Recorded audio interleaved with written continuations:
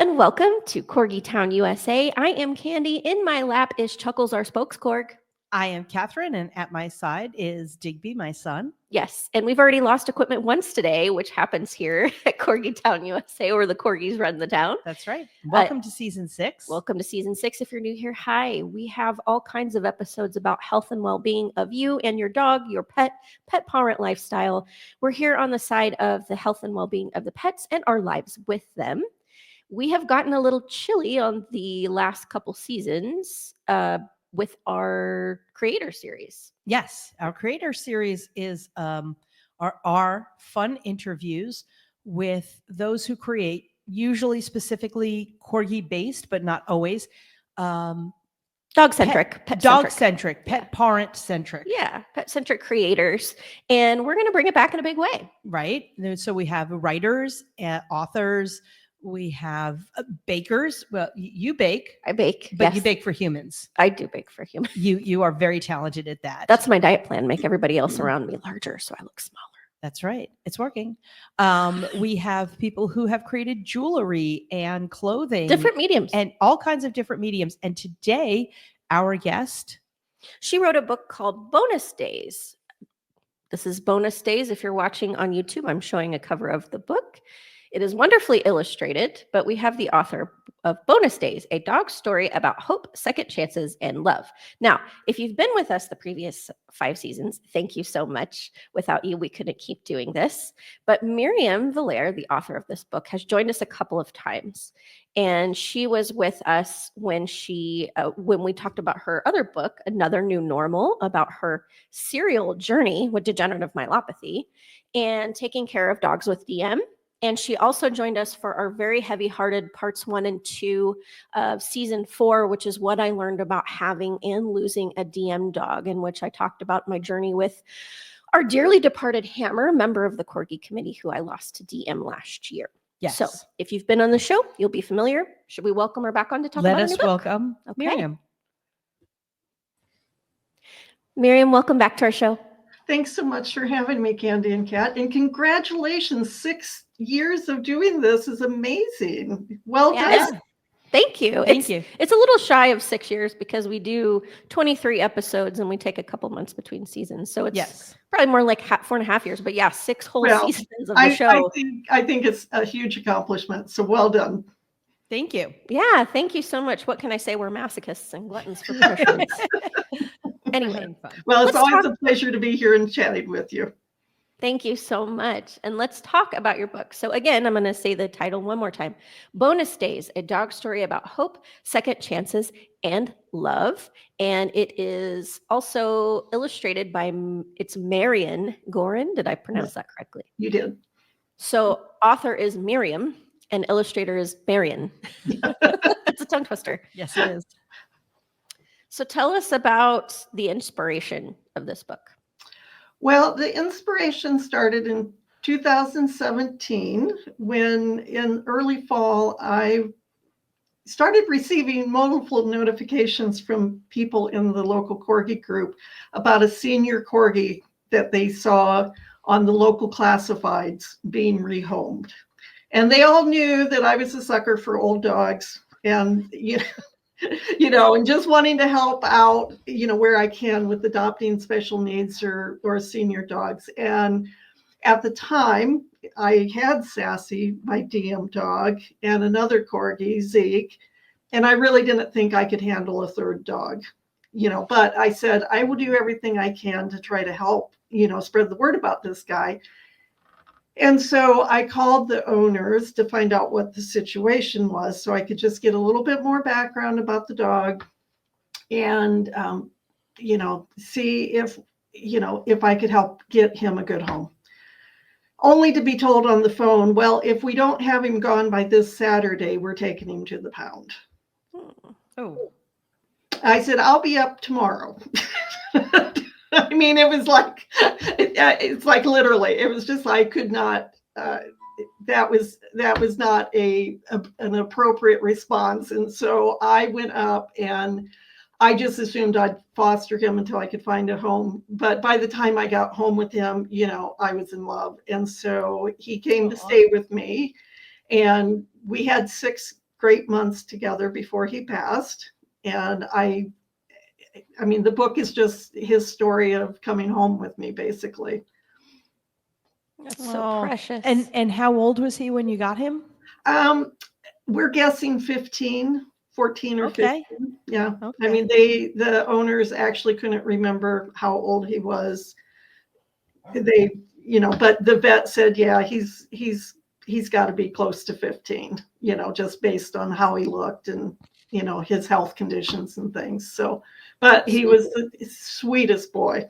Yeah. Oh, I'm sure. And I want to talk about the book. This is what this episode is about. But just to segue, because that never happens on the show, I would love to get your perspective on rescuing and caring for senior dogs and what we call the sunset rescue. And Kat actually had one they recently lost, Yes. who was elderly, that she took in and gave a great. You had him a while, year and a half. We had him a year and a half, and Yeah. it was a very, very different situation because He was loved. He was loved Yeah. before, and his father Family situation.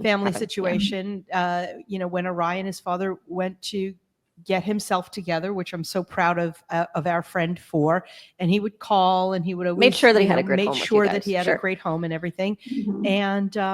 And unfortunately, we recently lost him actually 2 days after the wedding. Yeah. Oh, how sad. Well, Yeah. he was part of your love journey, but I want to talk about that. I would love to hear, Miriam, your perspective on what it's like, because I've rescued, and I had Hammer. I think I got him when he was 4. So I had him for Right. 9 years, and I definitely feel like that wasn't long enough. We never feel like it's long enough, but just to hear your perspective on what it's like to rescue a sunset dog and go through that process, because you go in through the bonding process and getting attached, and then the expectation is that you will lose them pretty Yeah. quickly. Yes. Well, yeah, you know what? It is hard. The very first corgi I rescued had lung cancer. He came in to rescue, and they, took him in to be vetted, found out he had lung cancer. And, and it's just like, yeah, when you rescue a dog like that you're not going to have them very long. My philosophy is they don't know time like we do. They just have now, and if this moment, if they're loved, that's enough, for them. That is a great life, to be loved in every moment. For the humans, it's hard on our hearts, but you know what? I think it makes the love even more precious, when you walk into it knowing that, you're probably going to have less than a year with them. It just made me want to cram in all of the love that I could, and it's just, so I don't know. I've lost so many dogs, because I do have a soft spot for the special needs and the senior dogs. I've lost a lot of them, and every time it just completely destroys me, and then I go out and do it again. So there's just some part of me that the love is enough that it overcomes, being destroyed when they go, I guess, ultimately, because I just have that tendency of wanting to keep bringing home the old ones.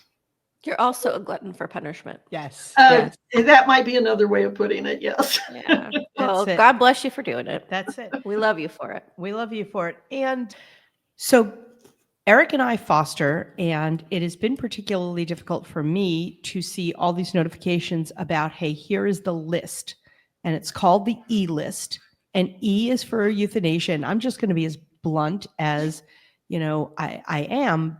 Here is the E list. Can we get some of our other partners to come take these dogs? Can we get, some of you to foster these dogs? So that's where we're at. So reading this book has been particularly difficult for me. You said you found Frankie in 2017. How was the situation at the shelters there? I mean, the situation is never good, but how was it then? Honestly, I don't recall the shelters being overflowing at that time. But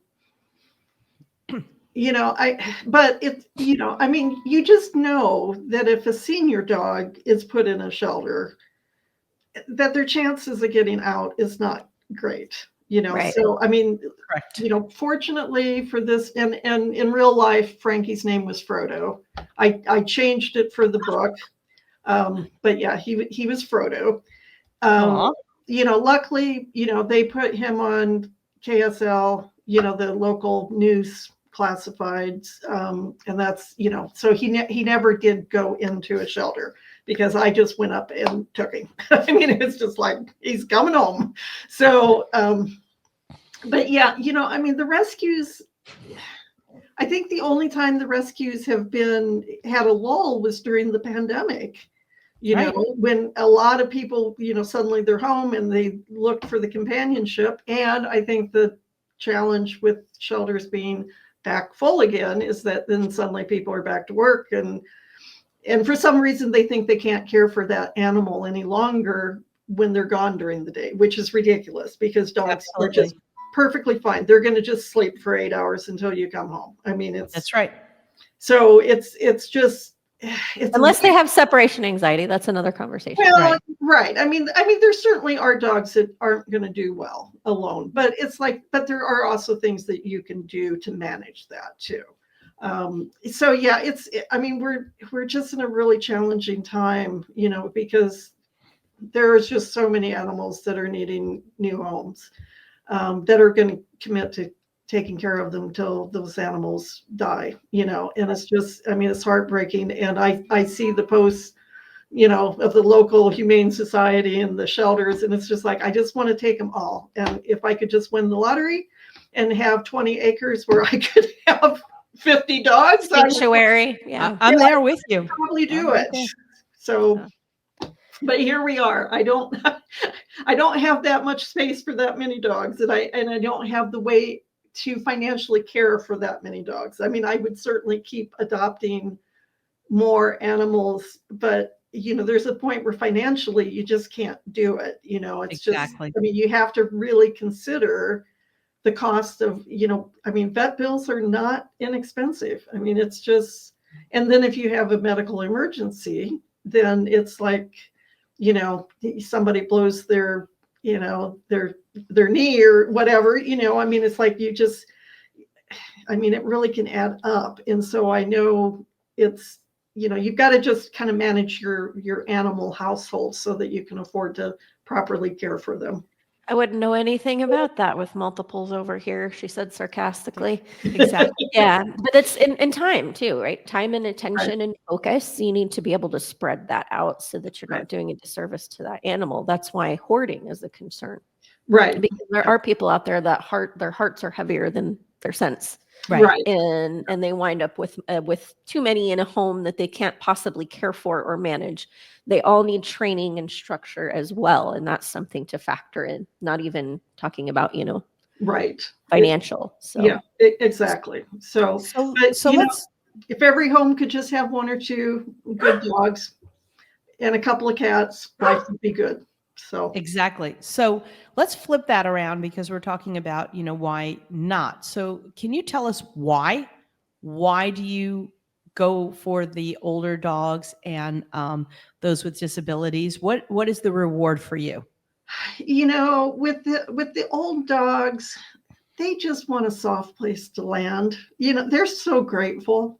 I mean, it's just such a sweet relationship because they just don't really demand much. They just want a soft place to sleep. So it's really it just warms my heart to see them be able to just be comfortable. To know that they're going to get food, they're going to get love, and just be comfortable. Special needs dogs, I don't know. I'm a caregiver. So I think there's just a part of me that they just resonate because they need extra help, and people aren't going to adopt them because they need extra help. I mean, those are the dogs, that if they're in a shelter situation, they wouldn't find a home. And, Right. and I know I can't adopt every one of them that needs help, but it's just, I mean, especially after having 2 DM babies, I mean, it's, I have a soft spot in my heart for DM dogs, and I wouldn't hesitate to adopt one, just even though I know what that path is. I mean, it's just, I would be okay doing it again if the opportunity arose. That's amazing. Well, we appreciate you so much for doing that. DM is still pretty fresh for me to talk about. So it's Yeah. still pretty hard for me to talk about the DM Yeah. journey. Yeah. So as we're talking about bonus days, how many, I don't want to give away too many plot twists because we're going to include the link where you can purchase the book. And we highly encourage that you do to support Miriam and her efforts. Purchase the book and a box of tissues. Just saying. Yeah, be prepared. It's emotional. Book, box of tissues. Amazon sells both. It's gotta happen. It's happy. It's not sad all the way It through. is. It's not sad all the way through, but you'll need them in the beginning. It's heartfelt. It is heartfelt. It's heartfelt is the word that we're looking for. There's sadness and there's also happy tears. Oh yeah. So as we're talking about this, I don't want to give away too many plot spoilers, but this is based on a true story. Yes. Yes, it is. Do you want to give a synopsis to our audience? Yeah, I can do that. So in 2017, when I brought Frodo home, he became the inspiration for this story. And the descriptions at the beginning of the book about why he was, being rehomed was pretty much verbatim what I was told by the owners. Heartbreaking. Yeah, it was really sad. I mean, this family had had him since he was a puppy, and then they wanted to get on with traveling and having fun, and had an old dog. I mean, to their credit, they said, well, we could board him, but I don't think it would be fair to him to be in boarding for several months, because they had an opportunity to go overseas, if I remember correctly. But anyway, he came home with me and we settled in and had a great life together. Where the bonus days comes from is after he had a medical emergency. I had the idea that he was communicating with me, telling me that every day had been a bonus day. And so from there, the story unfolds of what we did with his bonus days after that medical emergency. So, Aw. Bonus days. Well, that is the title of the book. Again, it is called Bonus Days. We will include a link down in the description box on where to purchase the book. I've been flipping through some of these illustrations. Some of these pictures, all of these pictures Just are so precious. adorable. My favorite is on the very back of the book. There's the little corgi peeking over the edge. That's my favorite right there.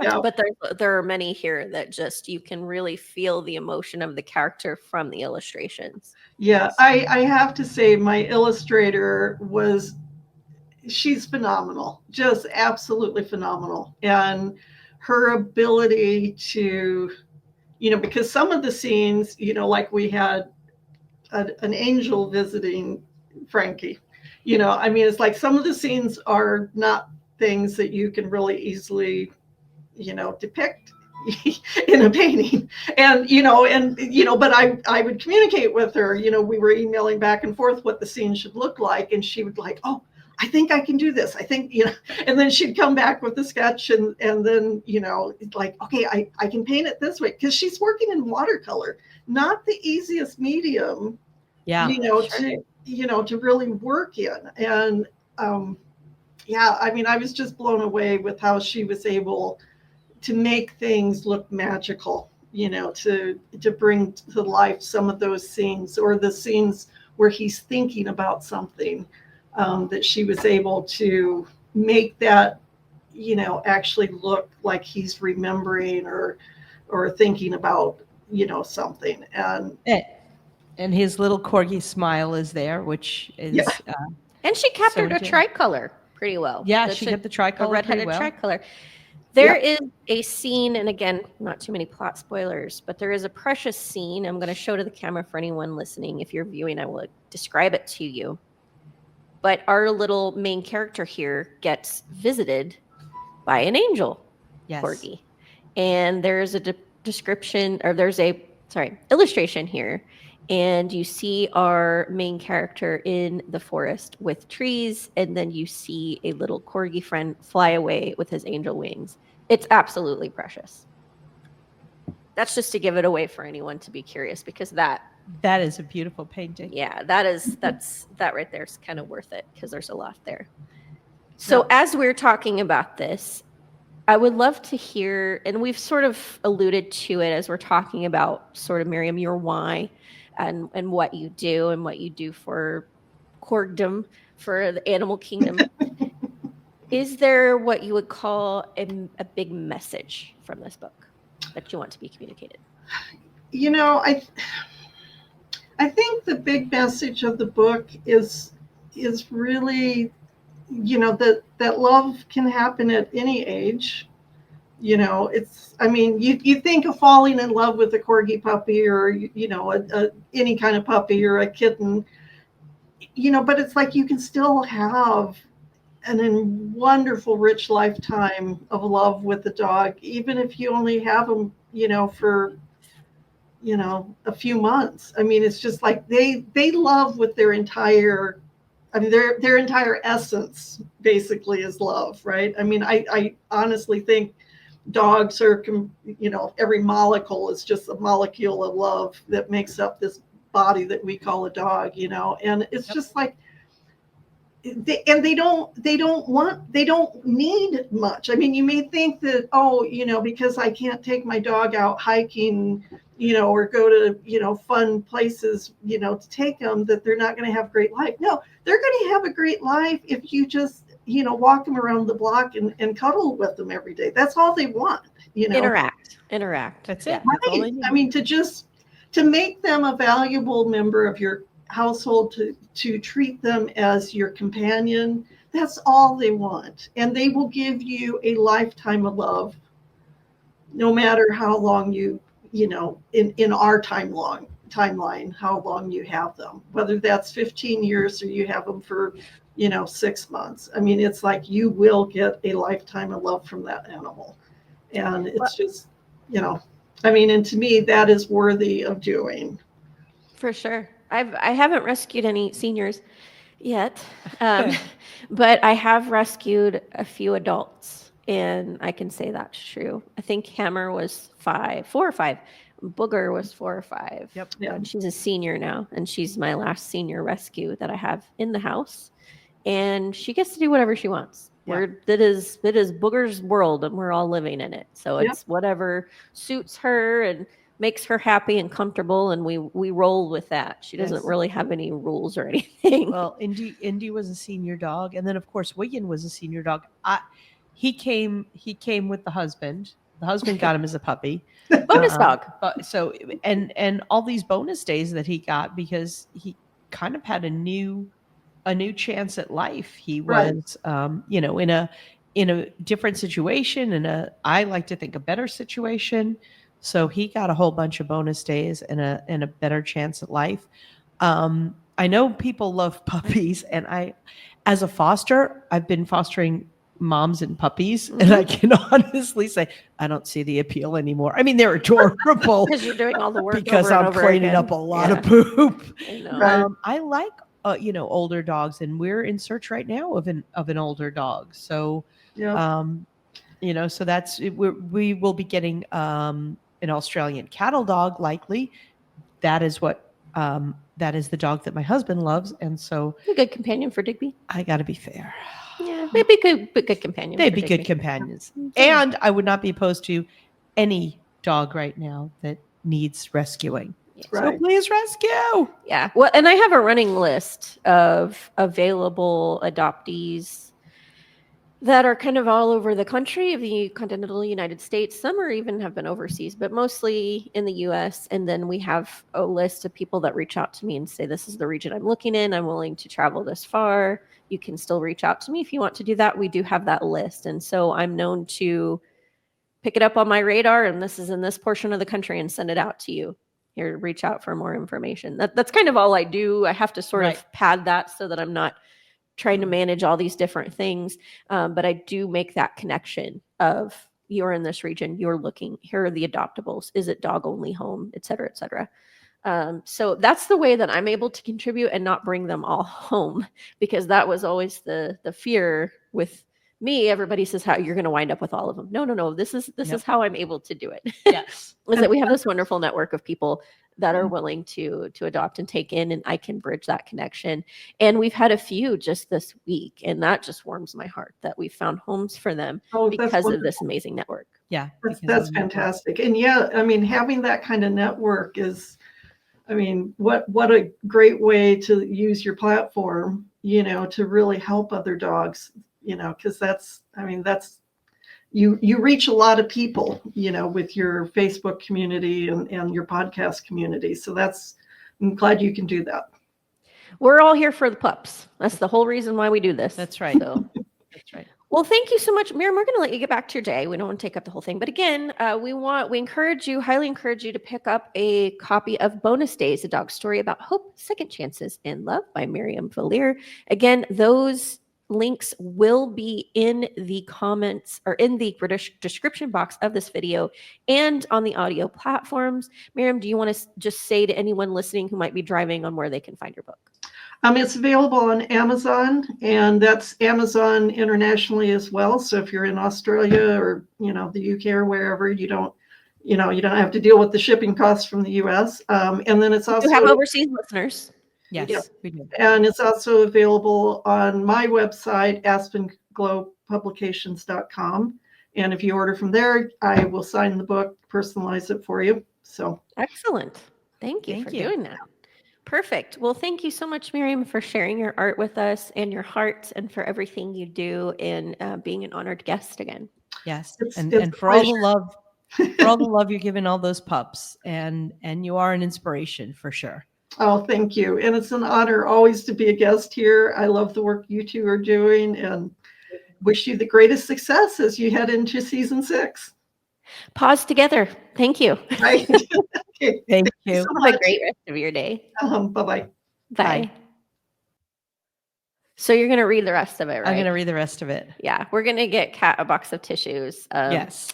But yeah, I'm about halfway through. I wanted to finish before we broadcasted, but I also I wanted everybody to hear about it. So that was between I'm hoping to finish maybe tonight. Maybe I'll get cozy and it's definitely a quick read. Sure, sure. I literally walked in the back door. You got like a quarter of the way through. I got a quarter of the way through, and then we had to record because poor Miriam was sitting here. Waiting on Kat to collect herself from her being overwhelmed with emotion. That's right. And just, go out, adopt those dogs, foster those dogs. And if you're not sure, please contact us. And if it's not a Corgi, there are so many different rescues out there. There are so many different groups with different dogs, and every dog has a different personality. Find the dog or the cat that fits your personality. And I'm a dog trainer, so I'm happy to help. That's if right. There's different things that you're concerned about when it comes into your home, give you advice on the kind of dog you should look for. And I do Bach flower remedies, and we've got an episode. It's already aired. It's already dropped about Bach flower remedies and how the emotional stuff of your dog can easily be remedied with homeopathics. Yeah, she tells us all about that here in season 6, episode 3. That's right. We hope that you enjoyed this episode. Please join us again next week. We will have more things about all things Corgi, all things dog, pet parent lifestyle. Candy and Chuckles signing off. Kat and Digby signing off. And the rest of the Corgi committee. We'll see you next week. Bye.